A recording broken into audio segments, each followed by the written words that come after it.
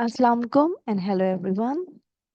In today's lecture, we will learn how to calculate cash flows from operating activities under direct method.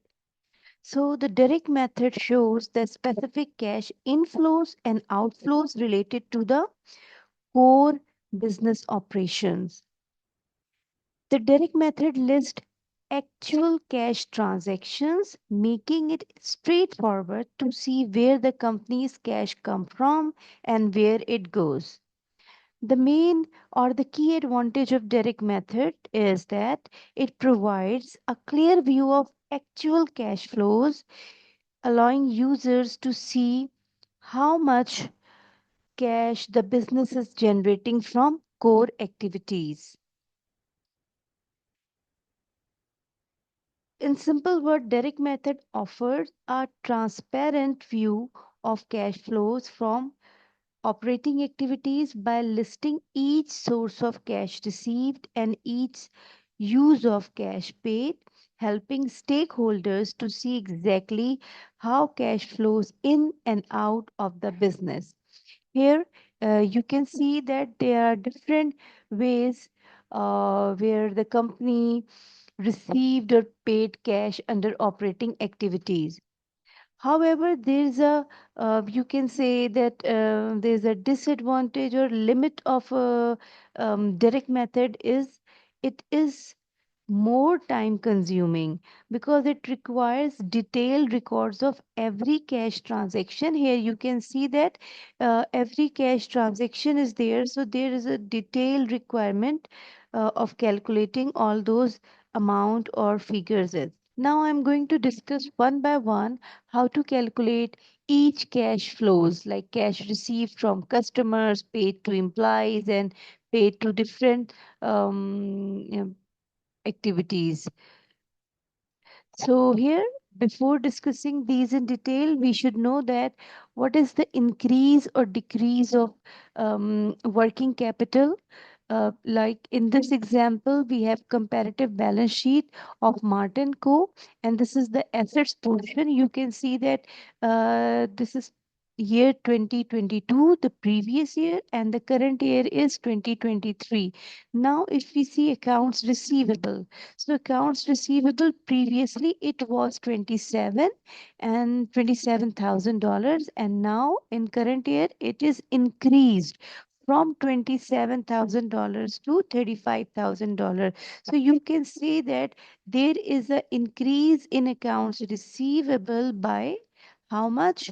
By $8,000, because when you subtract 27 from $35,000, you get 8,000. So there's an increase in $8,000. And again, you can see the inventories, or previously it was $230,000, and currently it is decreased from 230 to $200,000. This means that there's a decrease in inventory by $30,000. Likewise, we have liabilities and equity portion. So current liabilities, suppose accounts payable. So accounts payable previously it was 15,000. Currently it is 12,000 to 3,000. Accounts payable is decreased. And similarly, you can see the other payables are also there and decrease and increase. So you can calculate the increase or decrease in working capital by deducting the amount of current time period from the previous one. And here we have several income statement items in which we have sales, cost of goods sold, depreciation, income tax expenses, and so on. So all these expenses, all these items will be given. And under direct method, as I have mentioned that in direct method, basically uh, the company shows the actual cash transactions, making it straightforward to see where the company's cash comes from and where it goes out. So all these information are necessary to prepare uh, cash flows from operating activities from direct method, whereas under indirect method less information is required because indirect method starts from net income. So Here, there are several ways we are going to discuss from under these ways the cash flows, the cash inflows, and outflows um, are required to calculate uh, in this method. So we have cash received from customers. So in the cash received from customers, we calculate it by we required two to three things. For example, we have sales revenue and we deduct increase in accounts receivable. And if there's a decrease in accounts receivable, then we add it in the sales revenue to get cash received from customers. Basically, accounts receivable represents sales made on credit, which means that the cash has not been yet received. So, if there is an increase in accounts receivable, it indicates that a portion of sales revenue reported during the period has not been collected in cash. That's why we deduct the increase in accounts receivable from the reported sales revenue. And similarly, we add the decrease in accounts receivable to the sales revenue. Likewise, we calculate cash paid to the employees, and in salaries expense, we add any decrease in salaries payable. So, what is salaries payable? Salaries payable basically represents salaries that have been accrued but not yet paid. So, increase in salaries payable means the company has incurred salaries expenses but deferred the payment. Deferred the payment means did not pay cash yet. That's why we subtract the increase in salaries payable from the salary expense. And vice versa, like we decrease whenever there's a decrease in salaries payable, then we add it into the um, salaries expense to get cash paid to the employees. Then we have cash paid for inventory. So for calculating cash paid for inventories, we need two accounts to be adjusted. First is accounts payable, another is inventory. So in cost of goods sold, we add if there is any decrease in accounts payable. So why accounts payable? First of all, accounts payable represents amount owed to suppliers for inventory purchase. So, whenever there's increase in accounts payable, this means that the company has purchased inventory on credit, but not has or but has not yet paid for it. So, in order to calculate cash paid for inventory, we subtract the increase in accounts payable from cost of goods sold. Likewise, if there is any decrease in accounts payable, so we add it in the cost of goods sold. And another thing is inventory. So inventory represents goods the company holds for sale.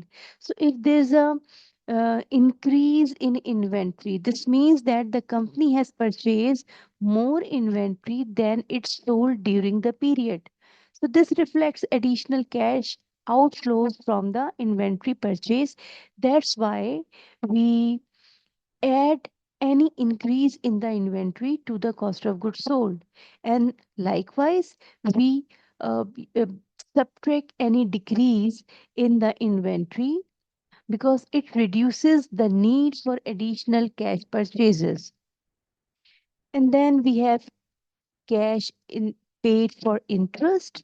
So in interest expense, we add any decrease in interest payable. Interest payable represents accrued interest expense that has or that have not yet been paid.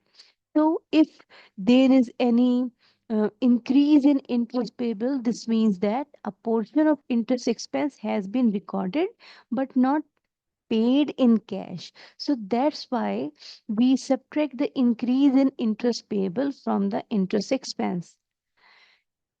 Similarly, if there is a decrease in interest payable. So we add it in the interest expense to calculate cash paid for interest, because this reflects additional cash outflows. And then similarly, the same thing is true for uh, cash paid for taxes. We add any decrease in income tax payable in the income tax expense. So what is the income tax payable? It represents taxes accrued but not yet paid. So, we have discussed in salaries payable, in case of salaries payable, if there's an increase in interest payable, this means that the company has accrued more tax expense during the period, but some of it remains unpaid. That's why any increase in income tax payable corresponds to a portion of tax payable that has not been settled in cash.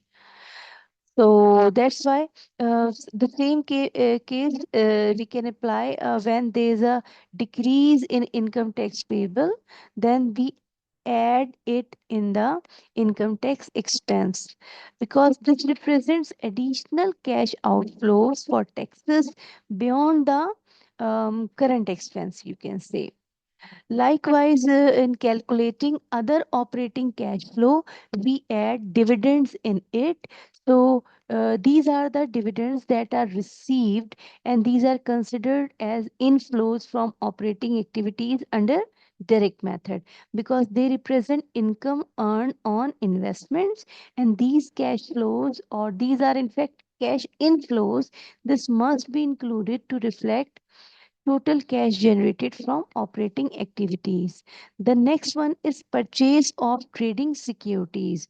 So, trading securities, we know that these are classified as current assets, just like marketable securities. So, purchases of these securities are considered operating activities as they pertain the short term investment management. And when the company purchases trading securities, it represents an outflow of cash and must be subtracted to the net cash flow. So you can see here we are subtracting it while calculating other operating cash flows.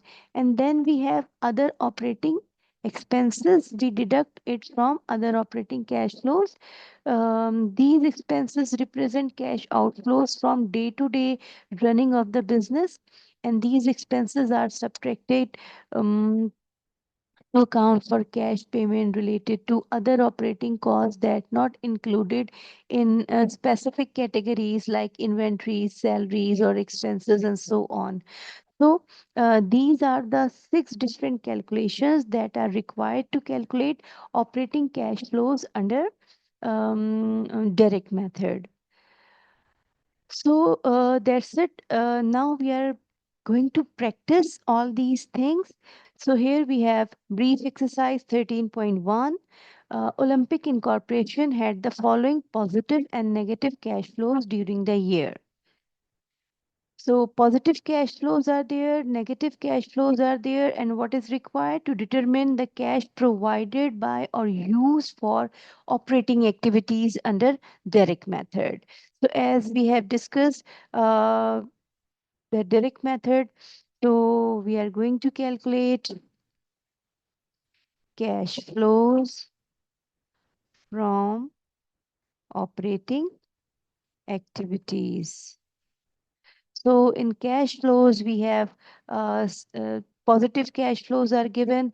Cash received from customers. Yes, we have just discussed that cash received from customers are the part of cash flows from operating activities. So we are going to add it. Then interest and dividends received. So these are also the part of cash flows from operating activities. Sales of plant assets. So sales of plant assets is basically your investing activities. So we are not going to use it here.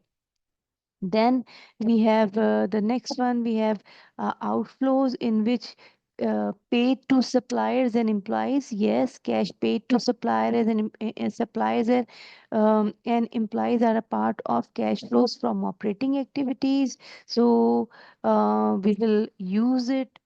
And then we have purchase of investment. So purchase of investment, again, as the name suggests, these are the investing activities. And purchase of treasury activities, again, purchase of treasury stock, again, this is not belongs to the operating activities. So these are financing activities. So now we can calculate.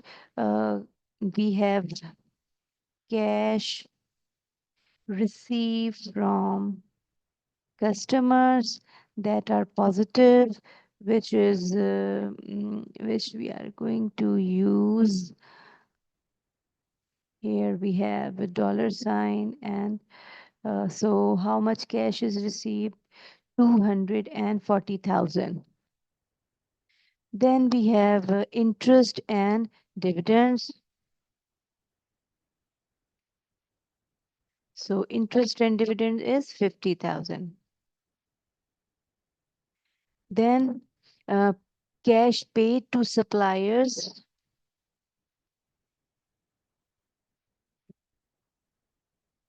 paid to suppliers and employees. And we are showing it with the minus sign, which is 127, because this is outflow of cash. So the total increase or decrease cash from operating activities is $163,000. And this is called cash provided by operating activities. So cash provided by operating activities. These are the total cash provided by operating activities. So that's it from this exercise. The next which we are going to practice is 13.3 brief exercise. Here we have this one and the data which is given. The company had the following positive cash flows. The number one is cash received from customer. Then we have cash received from bank loan. Uh, ba- Bank loan, cash received from bank loan is given, and cash say receive cash from the sale of common stock is also given. And the cash outflows are also given, in which the purchase of inventory is given to the employees, and purchase of plant and plant asset is given. Then calculate the amount of cash provided by or used for operating activities under direct method. So only cash provided or used by operating activities required. So here we know that cash received from customers is a part of operating activities. We have discussed it. Then cash from the loan. So this cash received from bank loan is a financing activities. We are not going to add it. Then cash sales from the sale of common stock, again it is financing activities. Then during the same year, the cash for paid for the purchase of inventories. Yes, purchase of inventory is a part of your operating activities. Cash paid to the employees is operating activities, and the purchase of plant asset is investing activities. So only three cash flows are relevant with the operating activities. So cash flows from operating activities. So first of all, we have cash received from customers, and all these amount must be in dollar. So we are using the currency. How much cash received? $750,000. Then the cash paid to purchase of inventory.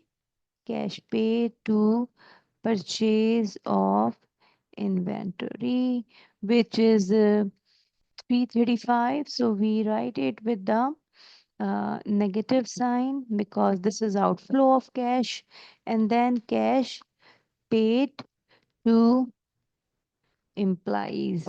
So cash paid to implies are total $230,000 as this is paid. So we are representing it with the minus sign. So that's it. Only three amounts belongs to this activity.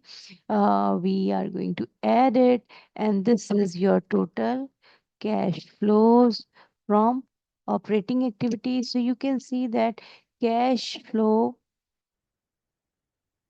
or total provided cash provided by operating activities. So this is the answer. So here we have the next exercise, which is 13.7. And you can see that there's a cost of goods sold mentioned here. And then we have merchandise inventory and accounts payable.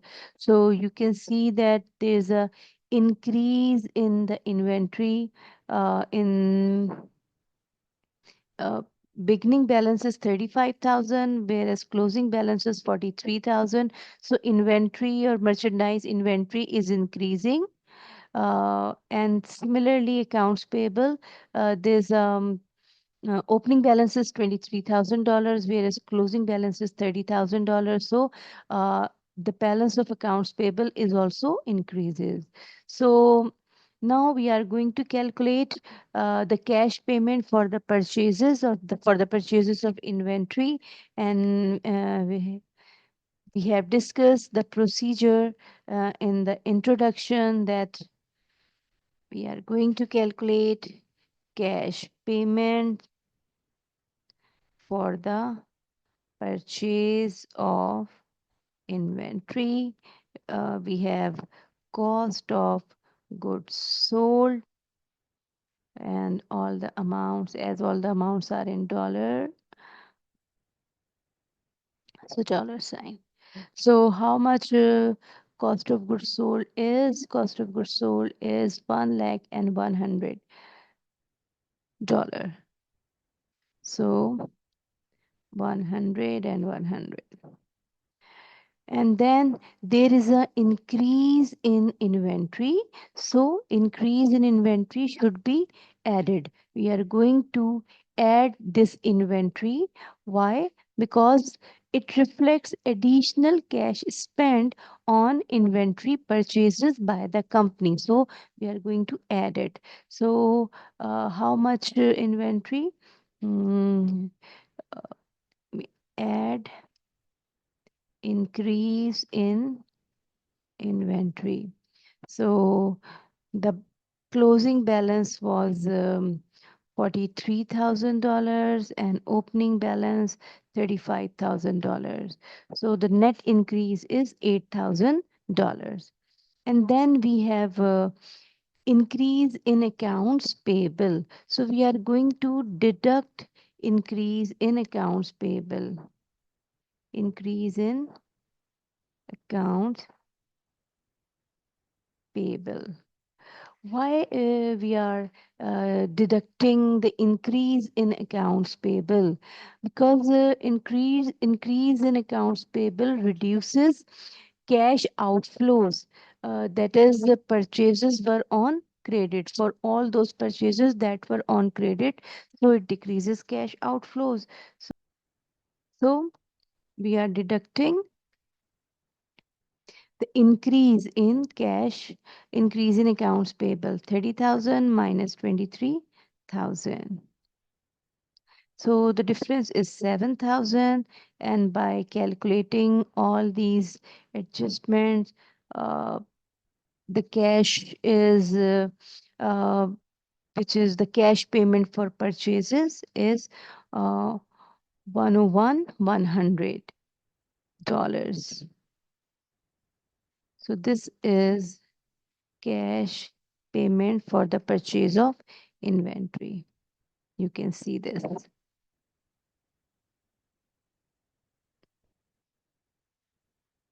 Then we are going to practice one more problem or one more exercise, which is uh, 13.5 exercise. So 13.5, this one. And this one is again, it is similar like the previous one. And cost of goods sold is given. Here you can see the cost of goods sold is given.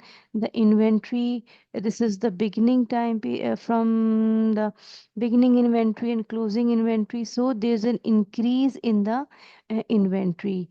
And whereas accounts payable is concerned, there's a decrease in accounts payable because beginning balance is $500,000, whereas closing balance is decreased to $430,000. So the amount of compute the amount of cash payments made during the year for the supplier of merchandise. So the next step is to calculate again like we have completed in the previous example. So here we are cash payment to suppliers of merchandise. So we have a dollar amount here. So we use the currency dollar. And then first step, we take cost of goods sold, which is given here, which is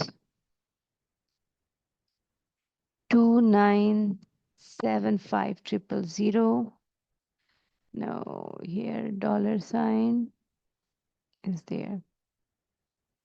Then there is an increase in inventory. So you can see the ending balance are more than beginning balance. So we are going to um, if there's an increase in inventory, we are going to add it into cost of goods sold. Why? Because it reflects additional cash spent on the inventory purchases. So we are going to add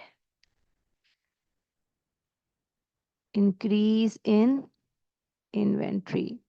So increase in inventory is $820,000 minus $780,000. So how much? 40,000. There's increase in inventory by 40,000.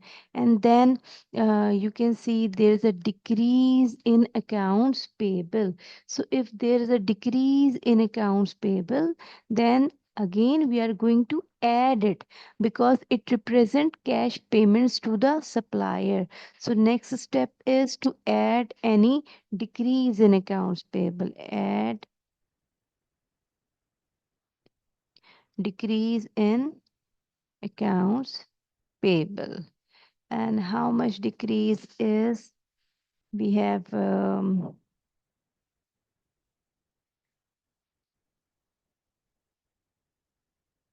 $500,000 minus $430,000. So 70,000 is the total decrease in accounts payable. So we add it. And the amount which is cash payment is $3,085,000. So this is the answer. You see the previous exercise which we just completed, where we had increase in accounts payable. That was 13-7. So you can see if there's an increase in accounts payable, we deduct it. And if there is a decrease in accounts payable, we add it. The reason I have explained at the start of this lecture. So that's it from this lecture. In the next lecture, we will cover indirect method of calculating operating cash flows. So that's it. Take care, class.